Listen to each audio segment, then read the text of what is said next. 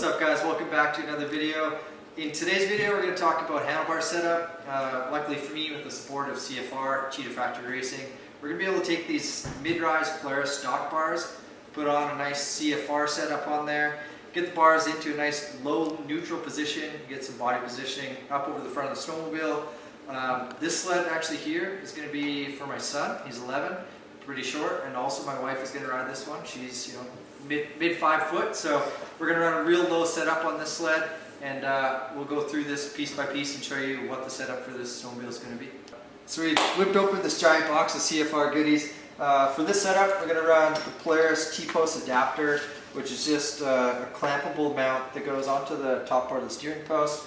Allows us to add our Nux risers to the top of those. I brought these ones into the shop. It's an 1.25" Nux riser that'll bolt onto that T-post. We're going to pair that up with the MISFIT bar, brand new bar for this year. So it's a 1/2 inch of rise. It actually has the narrower grip area on the outsides of the bars. Works good for people with smaller hands. And then we'll just run the standard CFR bar pad, a black set of CFR snowmobile grip.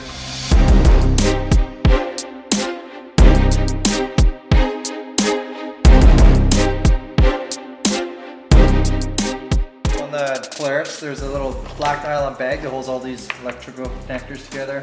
Just peel the bag off. Now I'm going to find the hand warmer ones, which is kind of like this wider looking plug. Disconnect those. I'm going to run completely new hand warmers on the new set of bars. So instead of trying to peel the glue off, it's just so much easier to do an entire new set. So now we got the T-post adapter on. It's time to mount up the Nux risers. I'll just put these on loosely until I get the bars into them. It just helps me keep the risers square to the bars as I install it. Alright, so like I said earlier in the video, I'm going to run the MISFIT bar on this sled. So you can see it has the small diameter grip on the ends of the bar. It's been neck down. Really helpful for people that have a smaller hand. It just gets more grip surface area. 28 inches wide, so nice and skinny. It's got 12 degrees of pullback, 3 degrees of bend, and a 1/2 inch of rise. So that's the bar.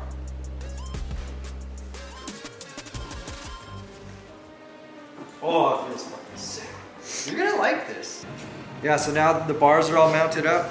It's time to start reassembling. I start with doing the hand warmer elements first, and actually had to go and check on another Polaris that was in the shop here at Stoke to see the orientation of where I wanted to run the wires. I'm gonna put these grip warmers on. So much easier, and you'll save so much time just putting brand new elements on instead of trying to peel these off. They're kind of a one-time use, so get these installed, put them back down into their little home. We'll be able to just do a quick plug and play action with these, and then worry about tidying up the top end of the bars once we're getting posted up. Like I said, super clean and simple. Just a 4-bolt hardware system. No extra material at all. They've kind of shaved a bunch of material out of the entire block itself, so it actually gives you a lot more space on the handlebars for adjustability of your controls.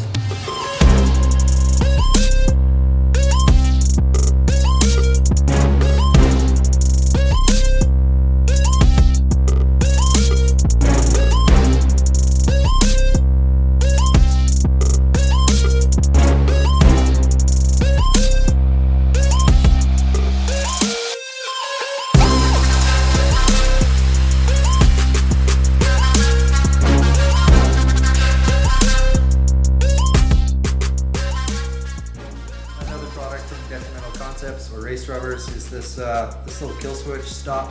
It goes onto the square Polaris kill switch. It actually makes it so you have to apply constant pressure to the kill switch to kill the snowmobile. And once again, it's like a race-inspired product. And it really just helps. Lots of times the tree branches whack these kill switches and stop you dead in your tracks. So this kind of eliminates that. So now you can see the kill switch is on. The sled could be physically running right now. You have to actually push on it for it to click.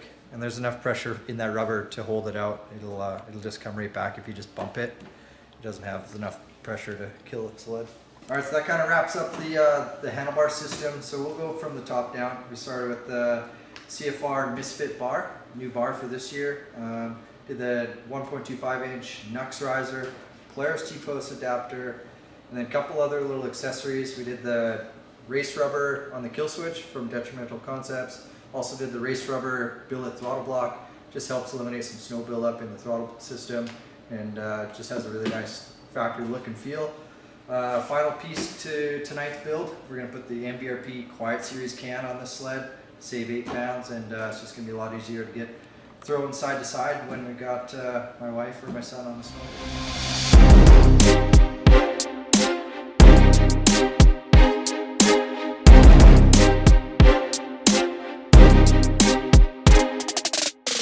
Really stoked on the feel of this new CFR setup. It's the first time that I really kind of had my hands on the MISFIT bar.